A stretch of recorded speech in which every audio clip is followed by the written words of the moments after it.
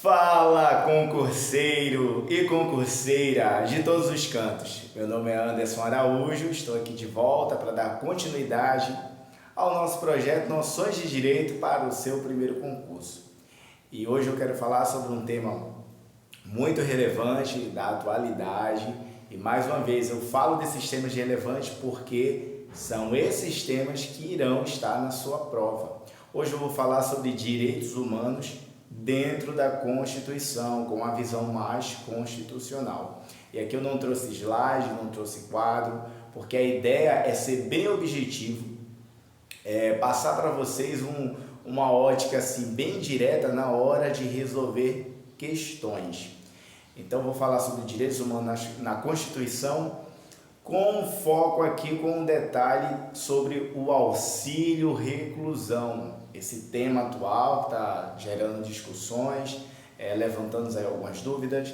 Já adianto que eu não vou trazer uma aula de direito previdenciário, não vou falar sobre especificamente tudo sobre o auxílio reclusão, mas vou trazer a visão voltada para os direitos humanos dentro da nossa Constituição e esse caráter humanista que tem o auxílio reclusão num contexto para que você possa entender o quanto ele é fundamental.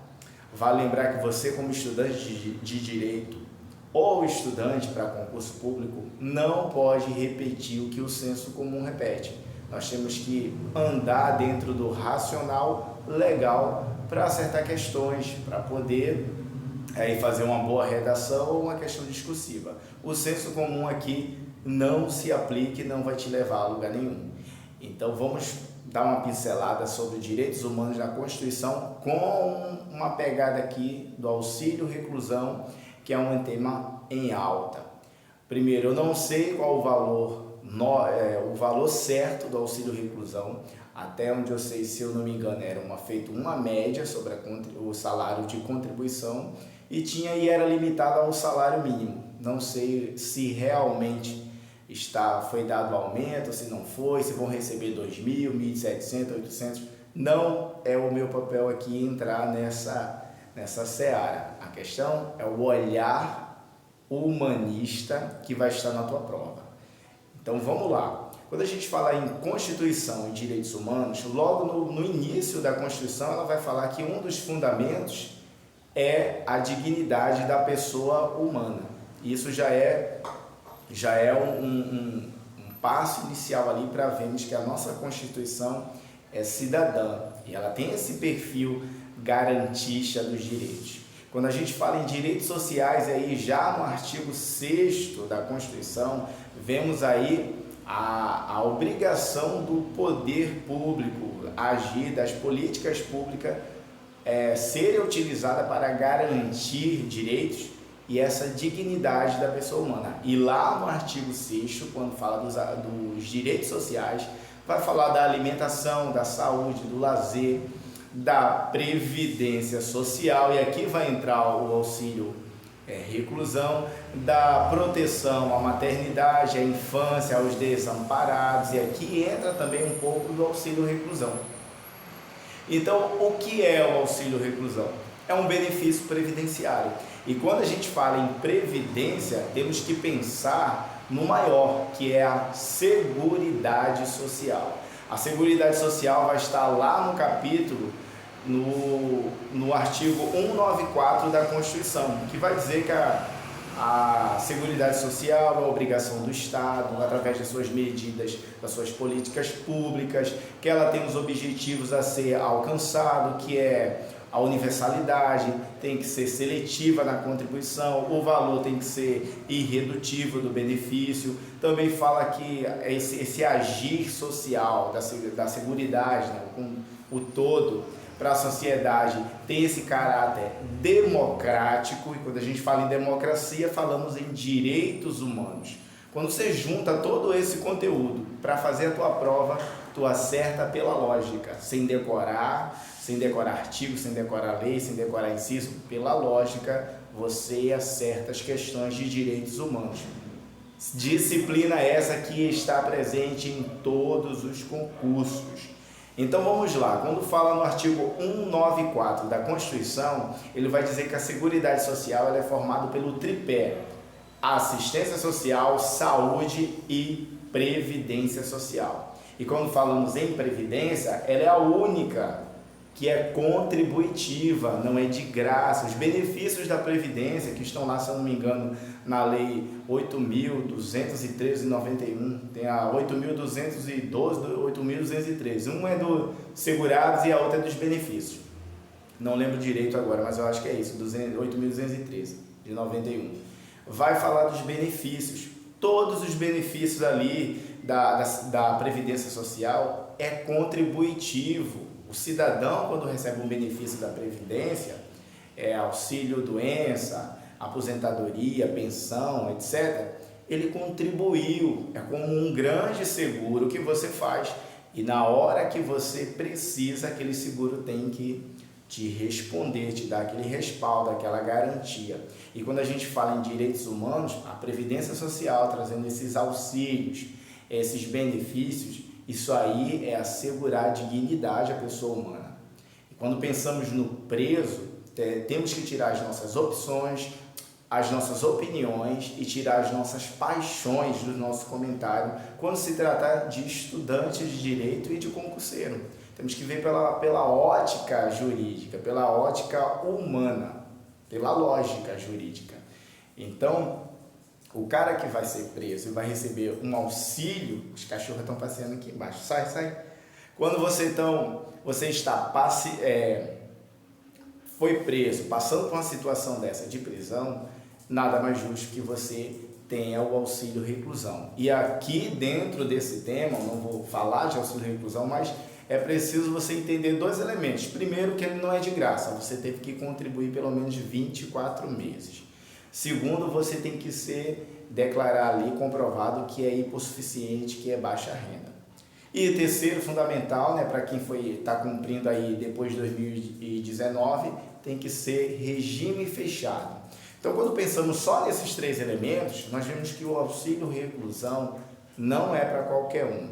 Essa lógica aí que todo presidiário está recebendo uma bolsa prisão não existe. Você, estudante, tem que sair desse papo de papagaio de pirata. Não é assim que funciona. Tem esses requisitos. Tem que ter contribuído pelo menos 2 anos para a Previdência, tem que ter baixa renda, tem que ser baixa renda e ter seus dependentes ali necessitando dele, e tem que estar em regime fechado. E aí tem um caráter assim de direitos humanos, porque quando falamos em regime fechado, não é qualquer crime que fica em regime fechado inicial, não é qualquer um, que é quem tem dinheiro, um bom advogado, que aí vai entrar aqueles recurso ordinário, extraordinário, recurso especial, apelação, ele não vai ficar em regime fechado.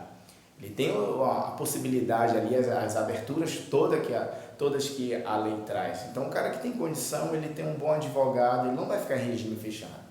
Mas o hipossuficiente vai ficar em regime fechado, vai depender de um defensor público, vai ficar ali cumprindo pena. E aí temos que pensar outra coisa. O auxílio reclusão é para os dependentes, não é para o preso. Então temos que pensar que por trás daquele preso tem uma gestante, tem uma esposa, tem filhos, tem dependente que precisa desse auxílio. E aí entra o Estado, entra a Constituição, entra o direito previdenciário, entra a assistência, a Seguridade Social como um todo, e entra a dignidade da pessoa humana. É muito comum alguém pensar assim, mas o preso está lá, está preso, tem que apodrecer, tem aquele discurso um pouco voltado com ódio. Mas quando pensamos num código penal, no ordenamento jurídico ali voltado para a área criminal, ele existe porque todo mundo é passivo de cometer um crime. Todos nós somos um criminoso em potencial. Talvez você não é um cara de organização criminosa, você não é um traficante, porque você não comete roubo, latrocínio. Esses são os crimes que são mais repudiados e que se falam muito. Quando a gente pensa num contexto, e aí o pau que bate em Chico bate em Francisco, Você de repente chega em casa, encontra a sua mulher com seu melhor amigo na cama, e aí surta, dá um tiro, mata a mulher, mata o cara.